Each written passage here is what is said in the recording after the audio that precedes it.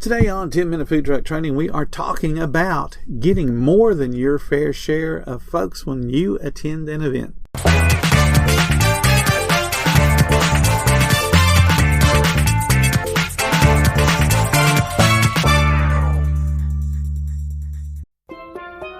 Here at the Almond Joy Factory, where tropical vibes abound, we use soft, fresh-tasting coconut. The crunchiest almonds and delicious chocolate candy. But do you know what our most important ingredient is?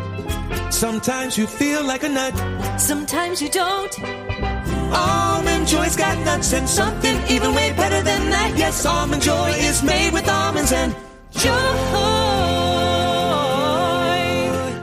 Hi, my name is Bill Moore, founder of foodtrucktraining.group, and welcome to the 10-Minute Food Truck Training Podcast. This is event week, and today we're going to create a strategy to get more people coming to buy your food at an event. These strategies are something you want to engage when an event is not panning out the way you planned. We've been talking all week about that 100,000 person event and you getting your fair share of about 1,100 people coming to eat over the course of that event. There are times when you won't get what you think you will. We're going to make sure you get what you planned on getting. So you want to have a plan to get attention, and you want to make sure you're following the event rules, because events will have all kind of really odd rules. Offer samples, especially if your food is really pricey or unusual. Some people, for instance, here in Florida, sell alligator at events, and a lot of people may or may not want to buy that, but they'll give out samples. Because the first time I tried alligator on a sample, I'm like, okay, I'll try a full sandwich now, because it wasn't as bad as I thought it would be. So samples make sense. Use a barker.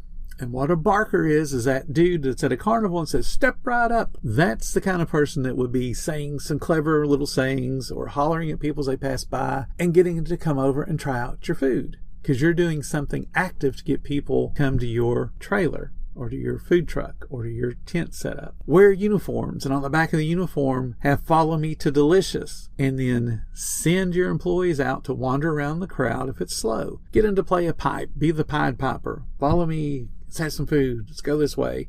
Remember, it's an event. People are looking for entertainment. One of the great things that Walt Disney does in the Magic Kingdom and all the different parks in Orlando, and I'm sure they do it in the other parks around the world, is they will have just random people come out and do a little show just for people that are standing and walking by. There's one group of guys that come out. They're called the janitors, I believe, and they have all the usual paraphernalia too that you would expect a janitor to have, brooms and buckets and that type of thing.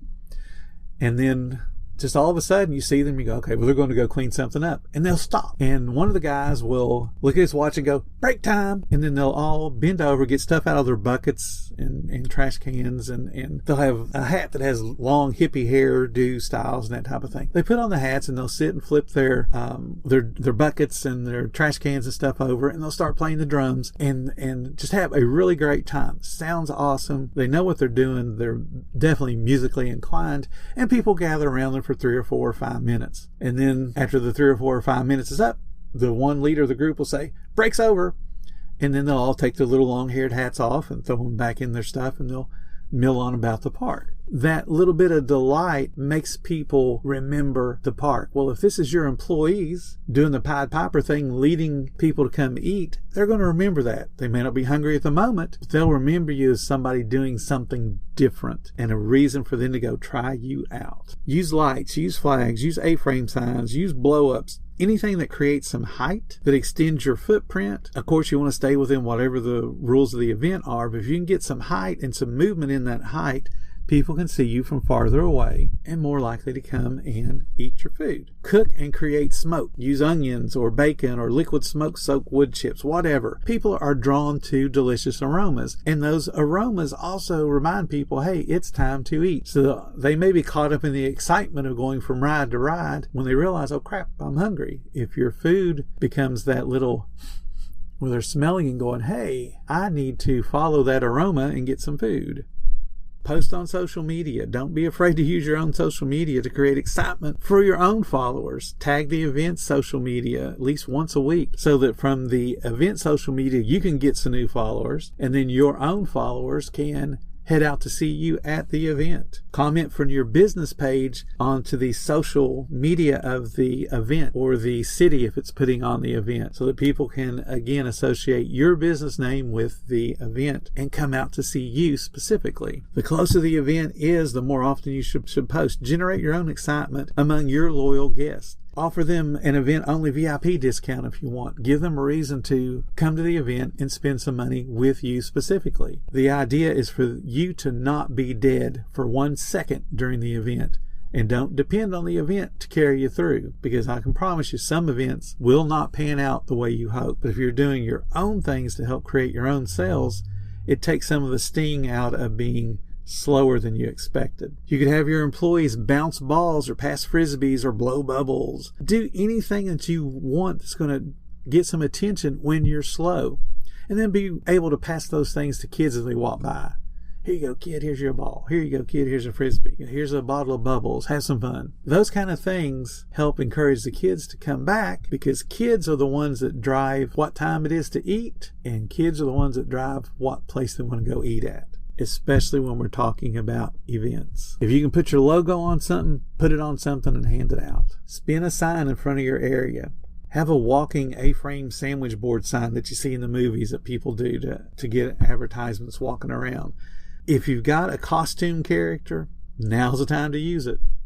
The idea is to make your business stand out and be different than all the other vendors that are there, so that people want to come see what's going on where you are. You're basically creating the party around your business. You become a little mini event inside the big event. And remember, these are tactics you use when the event is not panning out the way you planned. It's your business. You should never, ever be dependent upon someone else to generate sales for you. Never, ever. If you go to a car show that's only going to have 25 cars and they expect 200 people, you should be drawing in more than 200 people. That should be your daily setup. Hey guys, I'm going to be doing the car show. Come on down. You should generate more people for them attending the car show than they expected. Be the leader. Do not allow yourself to be dependent upon someone else to make your business successful. It's all up to you. A poorly advertised event can be disappointing and it can be costly. Your job is to promote your own business. Worst case scenario, look at the event as just a good place for you to set up. You market yourself, you invite your own guests, you take your marketing materials with you, your catering menus, event schedules, business cards, loyalty cards, or whatever kind of loyalty program you have to sign people up. If you're at an event 27 hours, you need to be working 27 hours. If you're not preparing food and selling food, then you need to be marketing. Every event is a chance for you to meet someone that's awesome, that will love your food and want to give you that $5,000 or that $10,000 payday to come set up in their corporation or to do some private catering for them. Never ever sit and bemoan about how horrible an event is. Do something about it. Be the leader. I know so many vendors that will automatically say no just because there's a $1,000 entry fee. If you ask the right questions and verify those answers and verify the attendance potential, it's easy to get your cut of that pie. But it's really up to you and your ability. You need to set goals, you need to monitor your sales, and you need to react when things aren't going the way you expect. The absolute worst thing you can do is plop down in a chair and smoke a cigarette while you're waiting for the next guest to come up and order. These are the reasons that vendors fail, and these are the reasons why vendors can understand why they fail. They expect the truck to be the attraction, and that just because they have a food truck that people will swarm around it. That's not how it works. You have to create a reason for people to come check out that truck. When they drive by it, food trucks and food trailers have a very distinct profile. People look at that and go, yep, that's a food truck. You got to give them a reason to want to stop.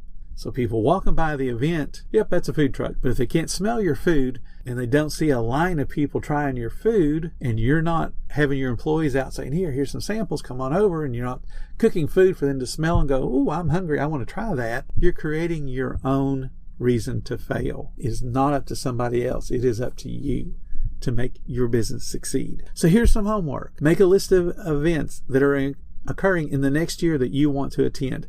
Analyze those events using the information here and the stuff that I talked about on my video training last night that was in our Facebook group. The link's in the description. If you didn't see the video live, you can go back and watch it on the recording. Prioritize each event based on the potential and the cost to you, and then start saving money for those high cost events, those high potential return events.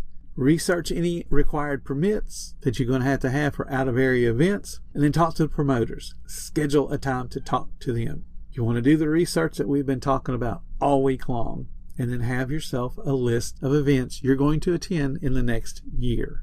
Tomorrow, the one you've all been waiting for. How much food do I need to take? If you've been enjoying our chats, please consider supporting the podcast by clicking the support button. Every little bit does help. Or if you'd rather just make a one-time donation, click the link in the description. I've got a place for you to do that as well. If you need more information or just like the camaraderie of like-minded positive people, join our group on Facebook. It's called Food Truck Training. And there's a link in the description for that as well. Thank you guys so much for listening, and stay profitable, my friends.